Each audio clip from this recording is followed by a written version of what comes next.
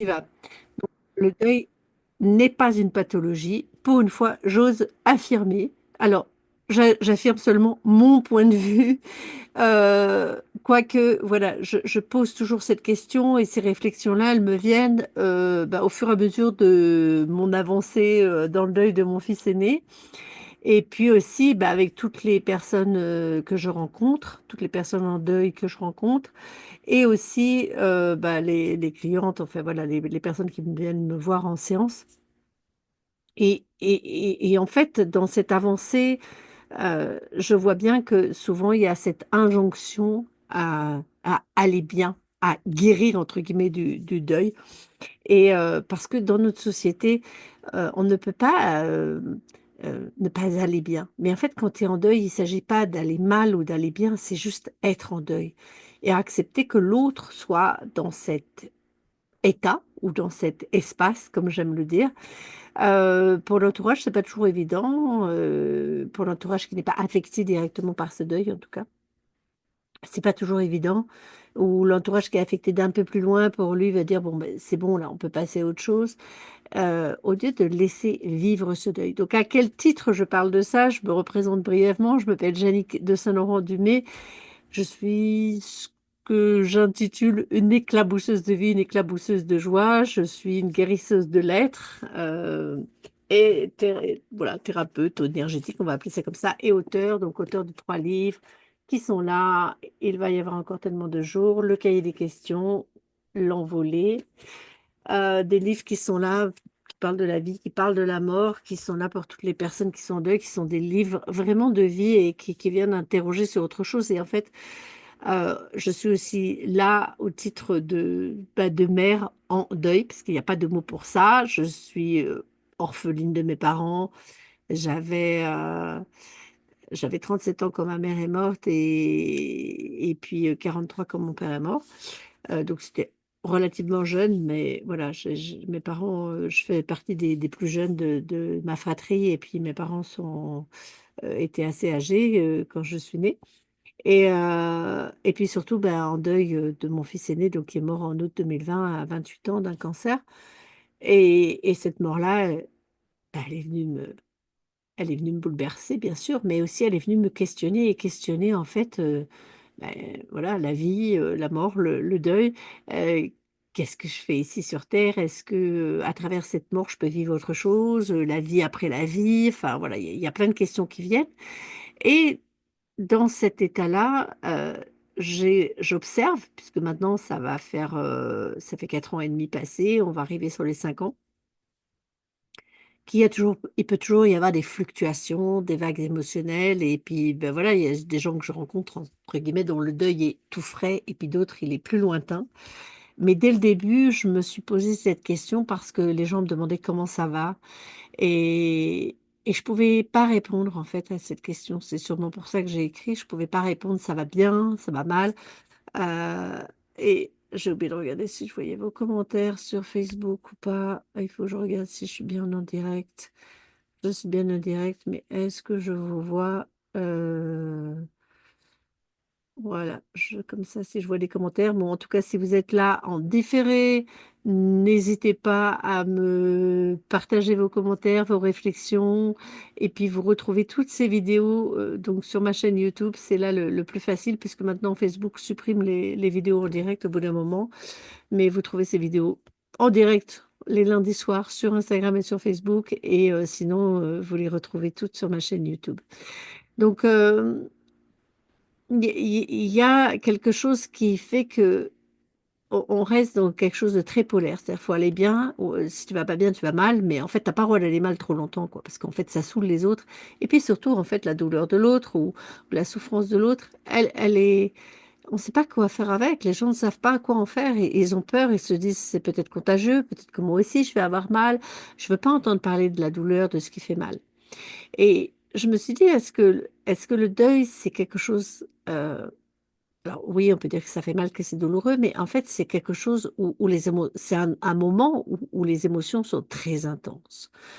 Et quelque part, on est aussi dans cette société où on n'a pas envie de recevoir les émotions de l'autre. Quand un enfant pleure, il faut accepter de recevoir ses pleurs ou de dire oh mais tais-toi, mais ça va, c'est rien. Tu sais que oh maman j'ai mal, mais ça va, c'est rien, t'as pas mal. Regarde maman fait un bisou magique et t'as plus mal.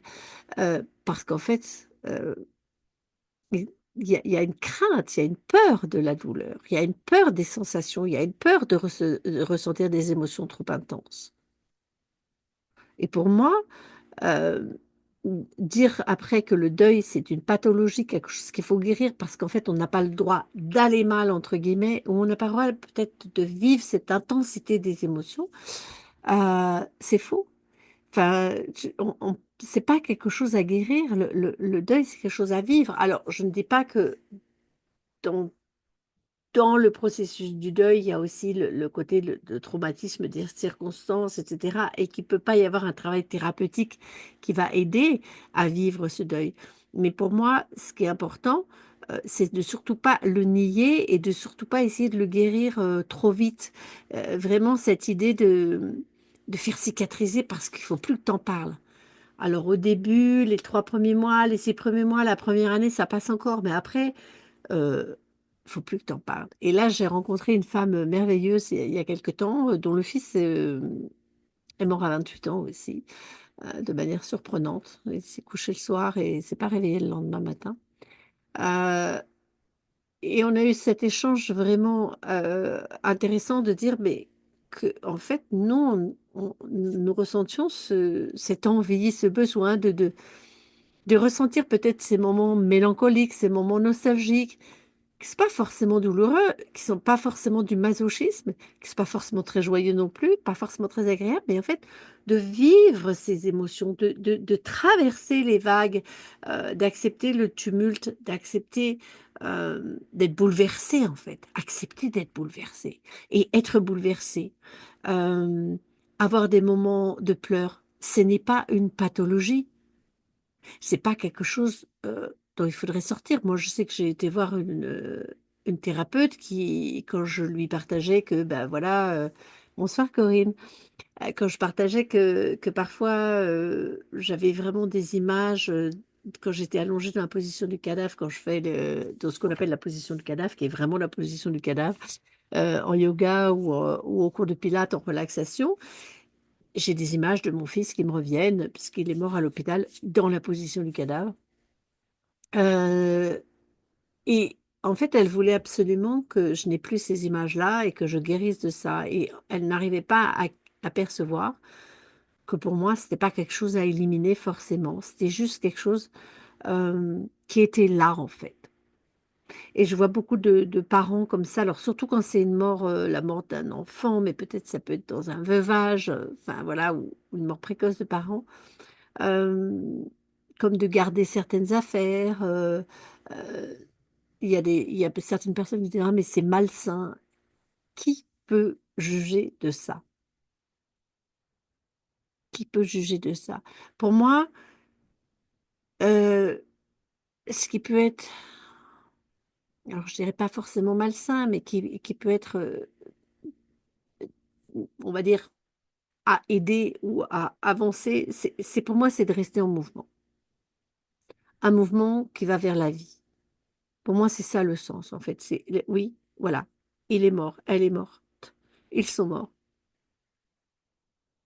Mais moi, je reste en mouvement, je reste en mouvement de la vie. Pour moi, ça, c'est important.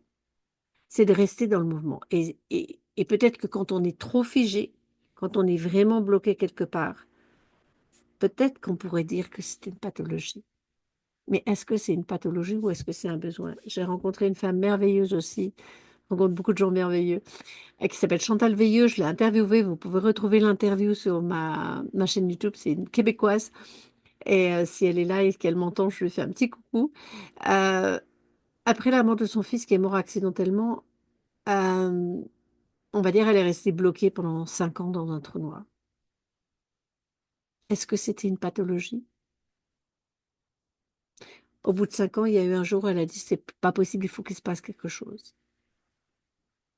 Et il s'est passé quelque chose ce jour-là, parce que ce jour-là, elle s'est dit, je peux plus rester dans ce trou noir comme ça, dans ce tunnel, cet espace complètement. sombre, où il n'y avait pas la place pour la joie, il n'y avait plus la place pour rire, ou voilà, c'était vraiment sinistre. Et peut-être c'était très difficile pour elle, peut-être c'était très difficile aussi pour son entourage. Et ça a duré 5 ans. Et alors, allez voir l'interview, vous tapez Chantal Veilleux, et voilà, Yannick Dumay ou Yannick de Saint-Laurent, et vous, sur ma chaîne YouTube, et vous trouverez l'interview, et vous verrez le rire et la joie que dégage cette femme aujourd'hui, et parce que elle a accepté de vivre. Mais ce mouvement qu'il y a eu pour elle, ce mouvement n'a été possible que parce qu'il y a eu ces 5 années, on va dire, confinée dans un espèce de cocon douloureux. Donc, donc, si au bout de 2 ans, on lui avait dit, mais c'est pas possible, Chantal, il faut que tu te bouges, etc., ça n'aurait pas fonctionné. Et il y a sûrement des gens qui ont essayé, je connais pas toute son histoire, et ça n'a pas fonctionné. Il y a d'autres personnes, ça va durer 3 mois. Il y a d'autres personnes, ça va être en dents de scie. Donc, c'est pas une pathologie à guérir. C'est un état de fait, c'est un espace. Voilà. Il y a un deuil qui se vit, et en particulier quand c'est un deuil, ouais, précoce, le deuil d'un enfant, une mort trop précoce. Mais c'est comme une cicatrice invisible. C'est comme ça fait partie de notre histoire, ça fait partie de notre constitution. Je vis avec ça, avec mon fils qui est mort à 28 ans, et moi j'en avais 57 à cet âge-là, et il y a toutes les questions qui reviennent régulièrement de dire mais pourquoi je suis pas morte avant lui, quoi. Il y a quelque chose qui tourne pas rond ici. Il y a des questions de culpabilité. Il y a toujours des choses qui vont revenir. Pour moi, l'idée, c'est pas une pathologie à guérir. Par contre, c'est dans ce processus laisser s'introduire de plus en plus d'aisance, de plus en plus de paix, de sérénité, de plus en plus de joie. Quelque chose où, oui, il y a des relents de culpabilité qui vont venir. Oui, il y a des relents de tristesse qui vont nous assaillir. Euh, on va les traverser, on va les regarder avec beaucoup plus de détachement aussi.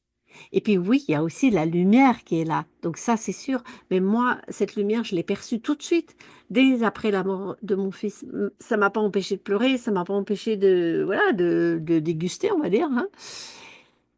Cette lumière est là, mais tu peux pas forcer l'autre à la voir, donc il n'y a pas à le guérir. Ah ben voilà, moi je vois la lumière, donc toi tu dois la voir. Moi j'ai une communication par écrit, donc c'est ce que je partage dans mon livre L'Envolée, la 3 ans de conversation avec mon fils envolé. J'ai une communication qui s'établit par l'écrit. Il y en a d'autres qui vont avoir des visions, il y en a d'autres qui ont, voilà, d'autres choses. Euh, mais ça, c'est mon chemin à moi. C'est pas le chemin. Et c'est pas une pathologie et on va mettre tel pansement ou tel médoc et ça va aller mieux. Alors oui, il y a des pratiques qui peuvent aider. Oui, mais c'est à chacun de trouver son truc. Et puis c'est à chacun de choisir quand est-ce qu'il veut se mettre en mouvement. Et s'il y a des gens qui restent bloqués 30 ans, ben, il y a des gens qui restent bloqués 30 ans. Et euh, pour moi, voilà, c'est aussi accepter que l'autre ne bouge pas. Et moi, je ne peux pas faire bouger l'autre. C'est accepter que l'autre souffre. Et, euh, et en fait, pas chercher à le sauver. Donc là, j'ai déjà parlé de ça, j'ai déjà parlé de l'empathie. Moi, je suis plus là, en fait, pour partager des expériences, poser des questions que donner un enseignement. Mais par le partage d'expériences et en écoutant d'autres et peut-être à travers mes livres aussi, voilà, je partage mes expériences, mes prises de conscience, mes réflexions, mes questions qui peuvent, on va dire, allumer une étincelle pour quelqu'un et dire, ah tiens, là j'ai envie de bouger. Bonsoir Myriam. Donc, pour moi, c'est pas une pathologie dans le sens, c'est pas quelque chose euh, où on va faire un diagnostic. Voilà, tu es en deuil, donc tu vas faire ci, ça, et puis tu vas traverser telles étapes, et puis voilà, et puis ça va aller mieux, et puis tout va bien après. Non, c'est quelque chose qu'on vit et qu'on vit dans la durée, qu'on vit dans le temps. Et peut-être que le temps va être une sorte de pansement ou une sorte de médicament, mais pas pour tout le monde. Donc, c'est accepter aussi qu'il y ait des manière de vivre son deuil complètement différent. Là, j'ai partagé aussi avec une femme dont le frère est mort il y a déjà pas mal d'années et ses parents ont refait tout l'appartement, mais ils n'ont pas touché à la chambre du frère, voilà, qui est mort accidentellement aussi. Donc, c'est des choix. Et c'est vrai que sur le coup, je me dis, oh là, c'est un peu lourd quand même. mais finalement, c'est des choix. Moi aussi, je garde certains objets. Nous, c'est différent. Notre fils était parti de la maison. Bon, voilà, on a ramené des affaires de son appartement. Donc, qui est malade?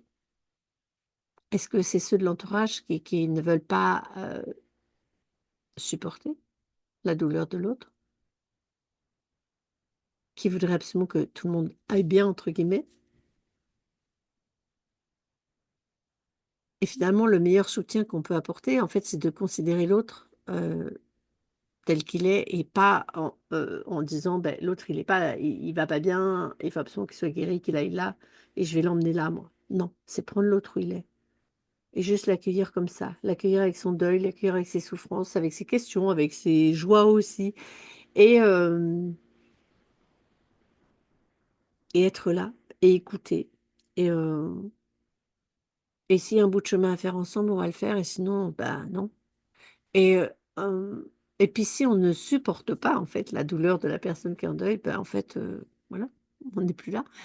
On a le droit aussi de s'absenter. Et c'est OK, en fait. Parce qu'il y a des personnes aussi qui veulent absolument rester dans, alors là, je dirais, c'est pas la pathologie, mais c'est dans le pathos, dans le drame, et qui vont te drainer vers ça, et qui vont se plaindre sans arrêt. Donc là, ces personnes-là, c'est comme ça pour elles. Et tu peux pas leur en vouloir, mais peut-être que tu peux rien faire pour eux, et c'est OK, quoi. Moi, je choisis un chemin de lumière. Tout le monde n'a pas envie de le choisir. Et tout le monde non plus n'est pas en capacité de le choisir. Tout le monde n'est pas non plus apte à le choisir. Mais c'est pas une maladie. C'est un chemin. C'est juste un chemin.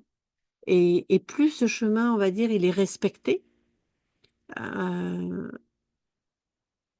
plus ça ouvre de l'espace pour l'autre, en fait. C'est vraiment respecter ce chemin. Respecter que chacun, chacune euh, vive son deuil sans vouloir le guérir. Mais c'est pour le deuil, mais c'est pour d'autres choses. Voilà, des gens euh, qui vont pas très bien et qu'on veut guérir. Et moi, je sais, et en plus, en tant qu'accompagnante et thérapeute énergétique, j'ai eu un peu tendance à vouloir sauver le monde et en me disant, mais ah, et à vouloir convertir aussi les autres, entre guillemets. Mais en fait, non, non. Après, ça veut pas dire que je m'en fous, mais finalement, c'est d'offrir juste une présence bienveillante, qui peut être en retrait parfois, qui peut être silencieuse complètement. Hem et finalement, heu, entre guillemets, hein, «occupons-nous de nos oignons et laissons les autres vivre». Ça et en fait accepter et puis en fait ce que je voulais voir c'est aussi je voulais dire c'est que, quand on considère que c'est une pathologie, on se dit: «Oui, il faut absolument qu'il guérisse» et cetera, au lieu de finalement revenir à quelque chose de beaucoup plus simple et d'être un peu plus comme un enfant. Heu Un enfant, il va pas considérer que c'est une maladie, il va avoir un langage beaucoup plus simple et c'est un moment je cite ça dans mon livre, il va y avoir encore tellement de jours, je me rappelle plus, je j'ai pas noté la page là, mais où je dis un peu comme un enfant qui te dirait, «Tu es triste parce que ton fils est mort?» et puis après et puis qui va venir te faire un câlin, et puis après il dit: «Tu viens, on va jouer, quoi» et voilà. Il y a la tristesse et il y a la vie, il y a la tristesse et il y a la joie. Hem Donc sortir finalement de cette polarité, du bien, du mal et entrer plutôt, voilà, la maladie, la pathologie, le truc qu'il faut guérir, c'est pas bien d'être en deuil, enfin, c'est pas bien d'être triste, c'est pas bien d'être, sombre et cetera et quelque part, ne couper ou ne pas laisser la place pour les émotions, c'est comme, vraiment laisser le pus dans la plaie, quoi et ne pas le laisser sortir, ne pas le laisser s'exprimer, ne pas laisser les émotions, ne pas laisser un espace, en fait, pour ces émotions, aussi intenses soient-elles. Ça se fait pas de pleurer, ça se fait pas de crier, ça se fait pas de voilà. Donc je comprends bien que, c'est pas forcément quelque chose à déverser partout, n'importe où, mais il y a des espaces pour ça. Et pourquoi pas créer de l'espace pour ça? Et c'est aussi apprendre à à accepter, à soutenir, à supporter que des gens pleurent, voilà. Donc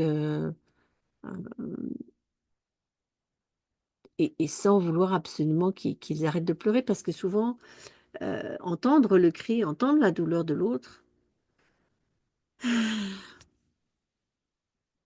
pour beaucoup de personnes, c'est compliqué. Parce que ça les renvoie à leur propre peur, à leur propre douleur, qu'elles n'ont pas été voir non plus, qu'elles n'ont pas été visiter. Et en même temps, c'est tellement plus libérateur, quand on empêche un enfant de pleurer, par exemple, j'ai toujours cet exemple de l'éducation parce que c'est quelque chose sur lequel j'ai beaucoup travaillé et d'ailleurs, mon prochain livre, parlera d'éducation, mais heu, quand on empêche quelqu'un de pleurer quelque part en lui disant: «Mais tout va bien, arrête de pleurer» parce qu'en fait, on veut pas entendre ces pleurs-là, mais on lui coupe. Alors, consoler, oui, d'une certaine manière, mais consoler sans vouloir, sans bloquer, en fait, l'expression des émotions. Donc c'est beaucoup plus accueillir et ne pas couper, en fait, le flot des émotions. Laisser l'autre parler, ça, c'est des choses qui s'apprennent aussi en écoute active. Donc laisser l'autre parler en écoute active, tu laisses l'autre parler et tu reprends, en fait, tu vérifies que tu as bien compris ce que l'autre voulait dire et cetera. Mais donc c'est laisser l'autre parler, c'est aussi laisser l'autre parler ses émotions, donc c'est laisser l'autre exprimer ses émotions. Et si c'est pas soutenable, si c'est insoutenable pour ben, voilà, tu t'en vas. Mais tu ne coupes pas la personne, tu dis pas: «Ah mais arrête de pleurer maintenant, tu sais, ça fait 4 ans, ça devrait aller mieux» et cetera. Non, stop. Plutôt, reçois: «Ah OK, tu as encore besoin d'en parler? Ah ça serait» ouais et et pas une pathologie qui ferait aussi qui serait, à guérir avec le silence, avec ce truc: «Bon bah ça y est maintenant tu as tourné la page, tu passes à autre chose».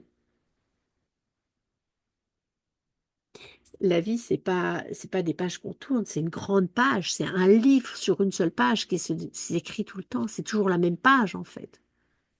Notre vie terrestre, c'est toujours la même page qu'on écrit chaque jour et quand il y a un deuil, ben, c'est comme une grosse rature au milieu de la page ou peut-être une déchirure au milieu de la page.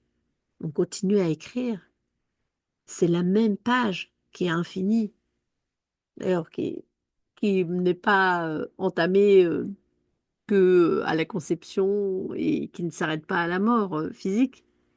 Donc c'est toujours ce même dessin, c'est toujours cette même vie qui est là, qui coule. Il y a pas à tourner. C'est juste continuer à écrire, continuer à dessiner notre vie. Donc c'est comme ça, comme je parlais de mouvement tout à l'heure, c'est continuer le mouvement. Et ça, c'est pas une pathologie. Alors oui, s'il y a une cassure, s'il y a une déchirure, à un moment, on peut aider, on peut soutenir, accueillir, mais pas chercher à guérir.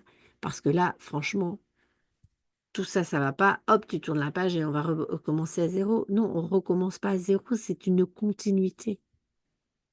Parce qu'en plus, quand un deuil arrive dans notre vie, il arrive à un moment de notre vie. Alors oui, c'est aussi un nouveau départ, c'est aussi une nouvelle vie et en même temps, c'est aussi la continuité parce que, hem, il y a aussi qui on était avant, il y a aussi comment on cette personne qu'on était avant qui va se transformer, qui devient autre parce qu'elle vit avec ce deuil, mais c'est mais elle s'est pas arrêtée de vivre quelque part. Même s'il y a des gens qui disent: «Ah mais maintenant depuis qu'il est mort, je suis mort, il y a quelque chose qui est mort en moi». Oui, il y a des choses qui meurent en nous. Parce que c'est une continuité avec un renouvellement perpétuel.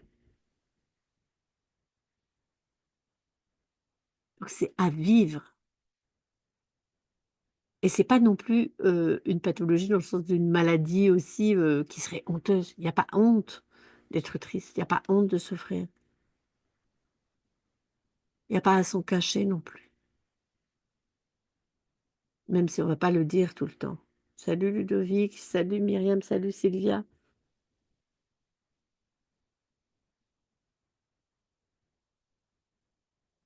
Il y a pas de honte à vivre nos émotions, à les exprimer et voilà donc. le deuil parce que c'est la mort de quelqu'un, mais ça peut être dans d'autres types de situations. Je viens d'entendre quelqu'un qui dit, «Ah oui, ça va». Heu, Où est-ce que j'ai entendu ça? Ah ben c'est,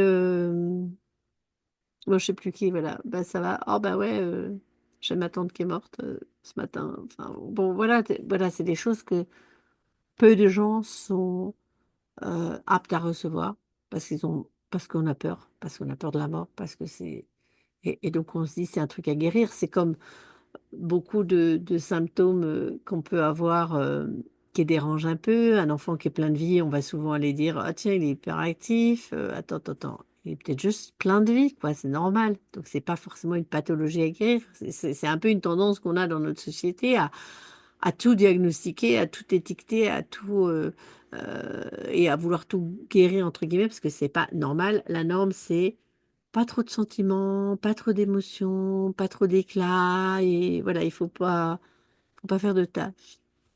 Pas d'éclat et moi justement, je suis une éclaboussseuse de vie, donc c'est loupé avec moi.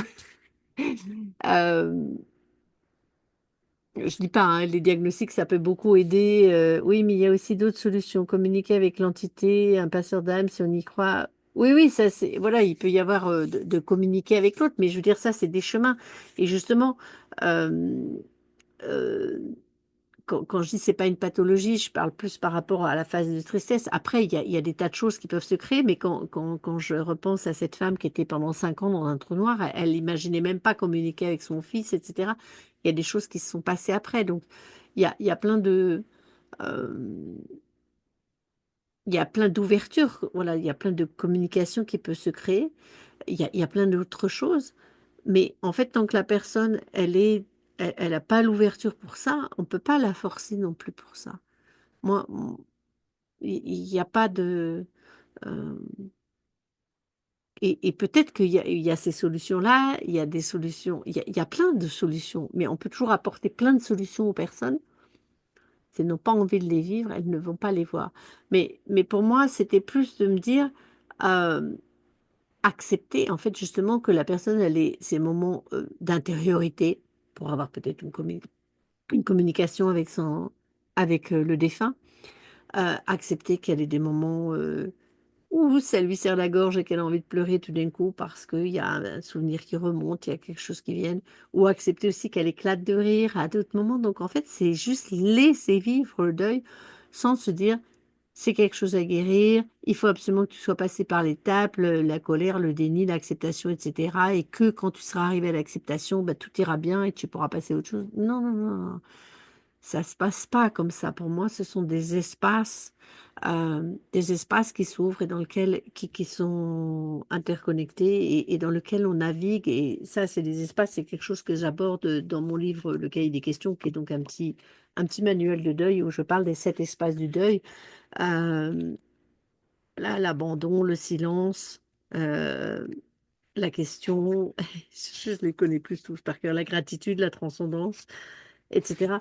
Mais donc c'est juste accepter en fait que l'autre vive et dans la vie en général et accepter que ce soit intense. Là, j'ai passé un moment, donc bon mes enfants sont grands, mais bon puis il y en a un qui est envolé, mais voilà, je 3 enfants petits à la maison, c'était très, vivant, très dynamique et j'ai des petits-neveux, à la maison et ça a été très vivant, très dynamique. Ouh là, j'avais un peu oublié, mais c'est normal. Un enfant qui veut, au lieu de descendre les escaliers, se met à sauter les marches, c'est OK, c'est bien. Il dit: «Ah mais arrête, c'est dangereux, tu vas te faire mal, fais pas de bruit, machin». Non, stop, laissez-les vivre. Donc accepter, que notre vie soit éclatante et dans tous les sens aussi.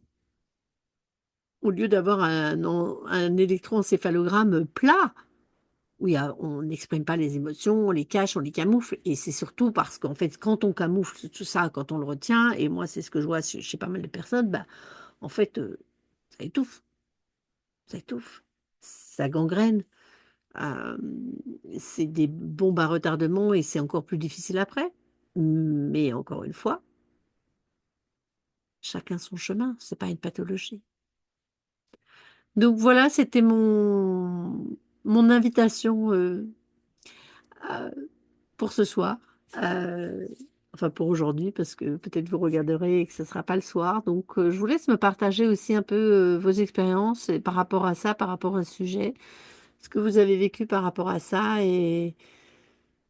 Et je vous dis à très bientôt, c'est-à-dire à la semaine prochaine. Ah non, c'est lundi de Pâques. Ouais, je sais pas si je vais le faire lundi de Pâques. Donc je vous dis à dans 15 jours alors. Et je vous souhaite